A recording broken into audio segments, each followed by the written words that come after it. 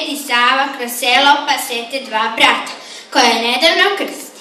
Veoma se začude što nijedan od njih ne nosi krst oko vrata, pa ih zapita: Gde su vam krstovi koje vam dado? Moj je izgleda ostao kod kuće, nosio sam ga u džepu od gunja. A ja sam moj krst na zid okačio.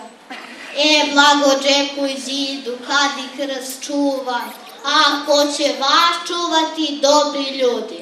Od tada poče Sveti Sava učiti svoj kršteni narod da stalno nose krst oko vrata, jer je hrišćanin bez krsta, vojnik bez oružja i kuća bez krova.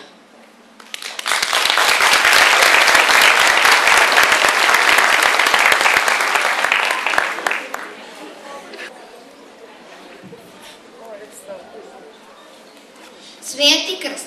Preno počneš kakvo delo, prekrsti se, tako treba, i promisli uvek zrelo i seti se Boga neba. Da uspevaš od početka i uputiš trude svoje, do sretnoga završetka, prekrsti se čedo moje. Kad se krstiš svestan budi, na krstu je raspet bio, Boga čovek za spas ljudi i preteško namučio.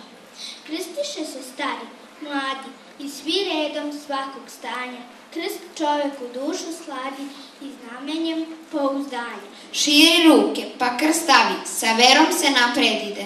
Telo naše, krst, je pravi, bezumni se krsta stide.